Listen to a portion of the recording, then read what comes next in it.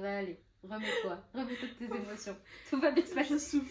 Je souffre de l'intérieur. Ok, bienvenue pour ce deuxième épisode de fauteuil, une place. 2 fauteuils, une place. Ouais. C'est bien comme ça, 2 fauteuils, une place. Non, c'était un canapé de place que t'as mis. Ouais, mais il n'y a pas de canapé de place. C'est 2 fauteuils, une place. Donc en vrai, c'est mieux. Allez, 2 fauteuils, une place. On va dire 2 que c'est fauteuils, bon. une place. Bienvenue donc pour ce deuxième épisode. Ma première question, pour remettre en contexte, voici Ellie, alias Eden Antares sur Instagram, qui est autrice, qui va bientôt publier sur Wattpad, et aujourd'hui je l'interview. Que je publie sur Wattpad. Ouais. C'était Ouais. pas prévu à la base, mais je pense que je vais devoir le faire parce que je veux pas avoir le choix en fait. Non, tu vas pas avoir le choix. Super. Et donc je l'interview pour la deuxième fois.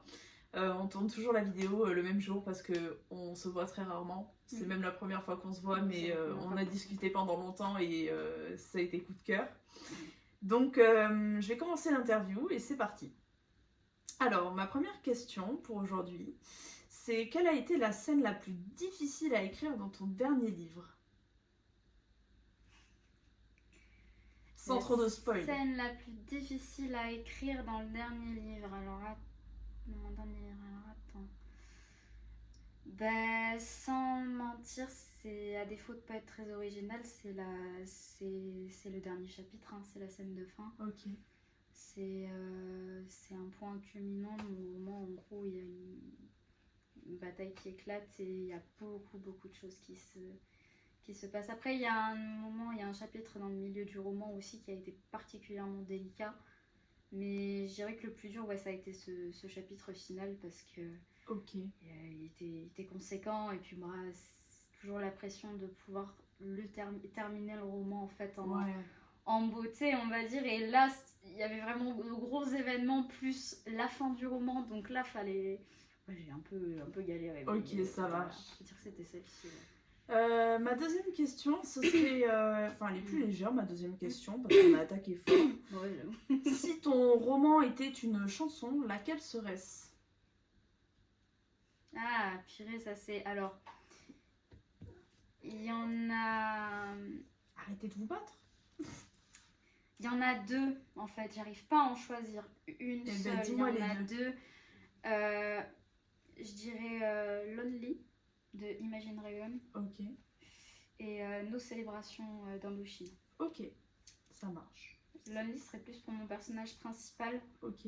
Plus axé, mais sinon, l'idée profonde du roman, on serait plus sur Nos célébrations. Ça marche. Je sais pas si tu les connais, les chansons, mais...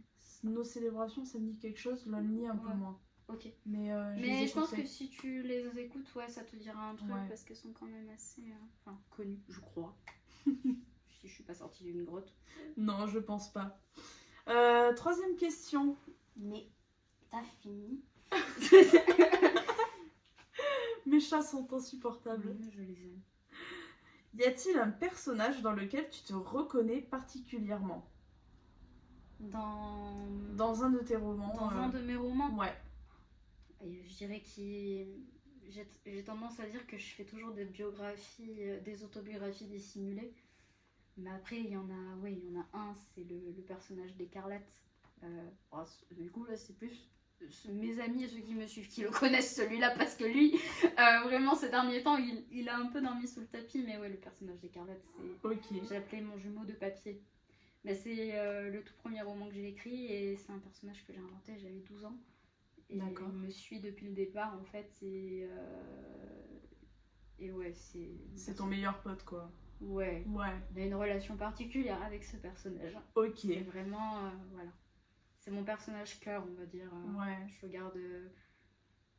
J'ai pas de personnage préféré dans mon univers, mais en vrai, si je devais vraiment garder qu'un seul, ce serait celui-ci, je pense. Ok, ça marche. Ensuite, qu'aimerais-tu que les lecteurs retiennent en fermant ton livre ? On revient à la question du premier épisode. Tu m'avais dit l'empathie. Est-ce que c'est toujours le cas pour ce que tu aimerais qu'ils retiennent ? Ouais, en fait c'est difficile, je pense qu'en fait ce qu'on en retient, ça, c'est vraiment hyper personnel en fait. je me fais pas forcément une idée de ce que les gens vont retenir en fait en fermant le livre ou pas, parce que je pense qu'on a chacun nos interprétations personnelles. Après, évidemment, oui, je suis toujours dans cette idée d'empathie parce que je pense que chaque situation, elle mérite d'être entendue et comprise. Ok. Les personnages et tout ça. Surtout le personnage de mon dernier roman est particulier. Ils sont tous pécos, mais alors lui... lui, il a un petit truc en plus. mais on l'aime. Mais voilà, ouais, c'est vrai que je serais plutôt là-dessus, en fait, libre à chacun, en fait, de retenir ce qu'il a envie de retenir. Moi, c'est vrai que j'aime beaucoup transmettre, oui, l'empathie et juste faire des personnages attachants. Après, j'ai envie de dire, retenez ce que vous voulez, mais pas de... Ok, voilà, ça marche. C'est vraiment ça. C'est lisez et vous verrez. Ouais, mais c'est ça. Ressentez ce que vous avez envie de ressentir, y a pas de souci. Libre à vous de ressentir ce que vous ressentez. Et... Free love. Voilà. Et pas Frida et McFadden. Ah, ils sont tous là. Faut que je lise la psy d'ailleurs. Je sais pas si je l'ai dans ma playlist. Dans ma playlist. C'est vrai qu'ils sont juste dans ma vue. Tu vois, je les avais pas vus. Ah si, oui, ils sont vraiment juste à côté du téléphone. Je vais me faire des ennemis. Hein. Je suis désolée les gars, mais Frida McFadden. Alors que moi j'adore. Bonne autrice, hein, je n'en doute pas, mais moi j'ai pas. Il y a quand même un débat sur le fait que ce soit une IA. Petite question d'impro, t'en penses quoi de ça? Est-ce que tu penses que c'est une IA? Il y a un débat sur le fait que, que ce soit une IA qui en réalité qui écrive ces histoires. Qui écrive ces histoires? Bah alors très sincèrement, j'ai pas du tout fait de recherche sur l'autrice. Je sais pas trop d'où elle sort. Parce qu'elle a sorti énormément de romans en seulement 3 ans. On est combien de romans en 3 ans? Je crois 6 ou 7. Ah oui. Bah en fait ça dépend. Si après, elle les a écrits à l'avance, j'ai envie de te dire c'est faisable. Après, je pense que l'IA, ça peut se détecter. C'est vrai que je peux pas être très objective. C'est vrai que Frida McFadden, j'ai pas du tout apprécié son style, mais un auteur, je pense que tu arrives à retrouver sa patte quand même. Ouais. Chose qu'une IA peut pas forcément retracer. Ouais, je suis d'accord. Mais je connais pas assez l'autrice pour pouvoir... Moi je pense pas que ce soit une IA, sincèrement. Ouais. Je pense juste qu'elle avait plein de textes qui dormaient en silence et qu'un jour elle a décidé de tout envoyer et en final ça a été un énorme succès. Ça pourrait être complètement ça. Voilà, je pense vraiment que c'est la seule solution. Bon, on revient aux autres questions. Vas-y. À quel moment sais-tu qu'une idée mérite de devenir un livre?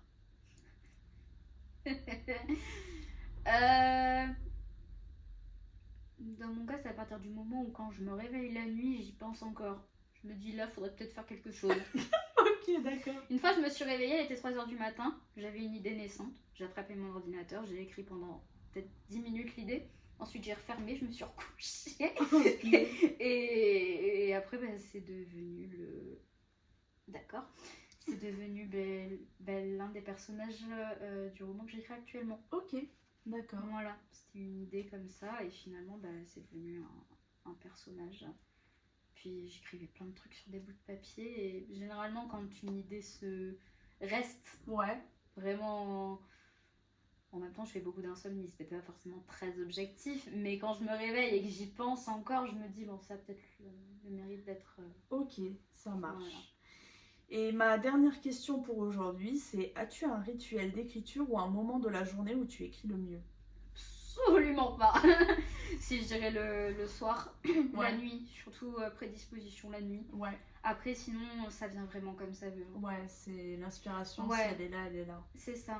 J'ai vraiment pas de routine. Excusez-moi si vous cherchez des conseils de routine, je ne suis pas douée du tout.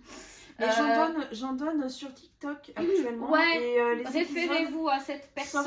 Chaque samedi, vous avez un épisode. Pendant tout le mois de novembre, vous avez un épisode chaque samedi pour vous donner des conseils d'écriture. Ouais, il y en a, ils sont doués pour ça. Moi, non, comptez pas sur moi là-dessus. Hein. C'est freestyle. T'inquiète. ouais, non, mais vraiment. Mais c'est comme ça. C'est quoi ta routine d'écriture? C'est comme les gens qui me demandent t'as des techniques d'écriture? Ouais. Non. Non. Absolument pas. No non. way. Moi, vraiment, j'arrive, j'ai l'écran. Ça vient tant mieux, ça vient pas, tant pis. Mais vraiment, j'ai pas de technique. Ok. Ben, merci beaucoup pour cette journée d'interview. Et puis, Bah, de rien. on se retrouve à très vite. Ouais. Allez, bye. Des bisous, les copains. Bisous.